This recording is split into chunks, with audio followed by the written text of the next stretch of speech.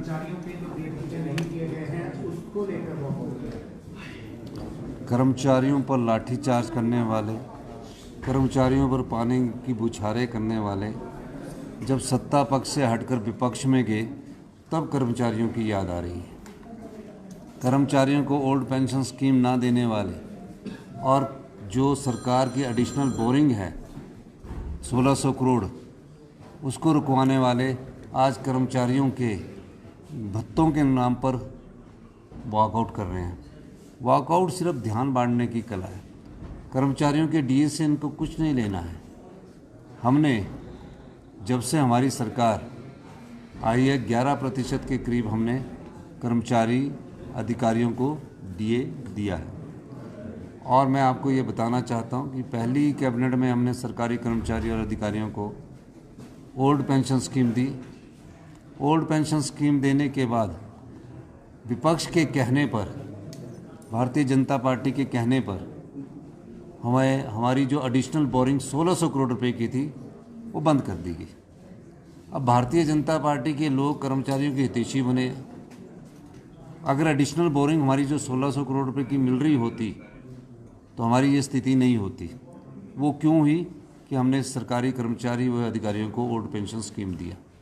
फिर भी हमने अपनी अर्थव्यवस्था में सुधार किया और निश्चित रूप से प्रदेश को आत्मनिर्भर और बनाने के लिए हमने कई फैसले किए।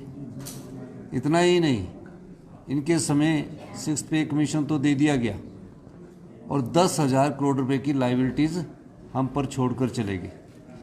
अब ये सच्ची बात सुनना ही नहीं चाहती।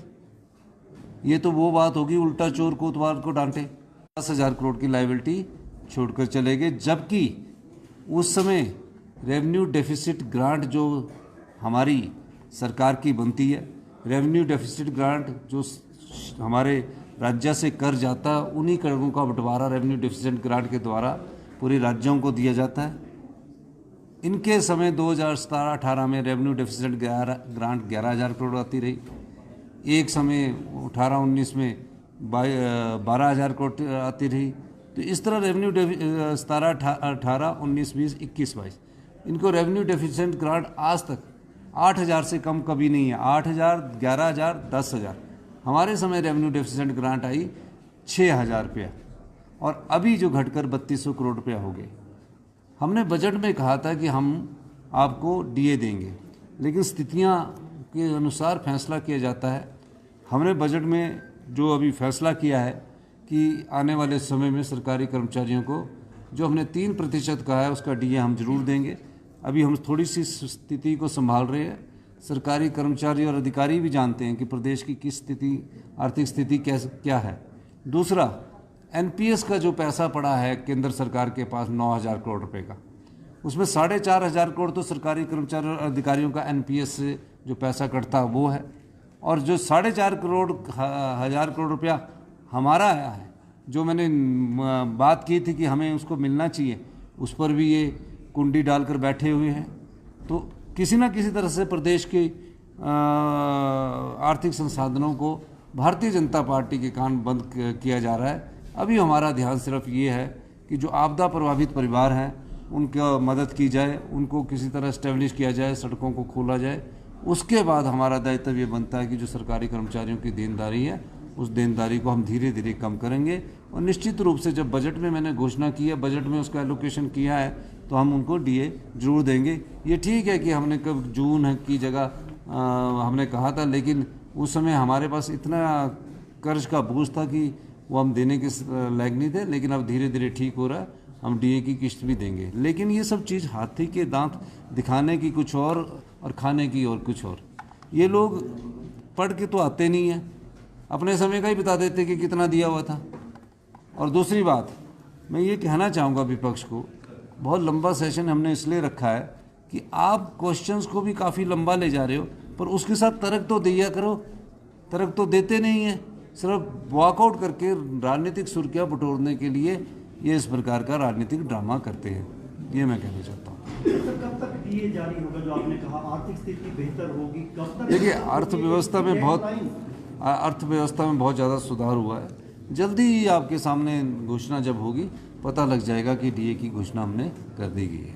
बिजली बिलों का हाँ। उसमें कहाँ चूक हुई है सर, और क्या उसमें कोई एक्शन होगा जैसे कि आपने सदन में कहा? देखिए, बिजली बिलों के बारे में जब मेरे पास माननीय विधायक रघुवीर सिंह बाली जी आए कि मैं इतना समय तो रहता ही नहीं हूँ, बात भी सच्चा है कि ये 14 महीने का बिल मेरा क्यों दिया गया।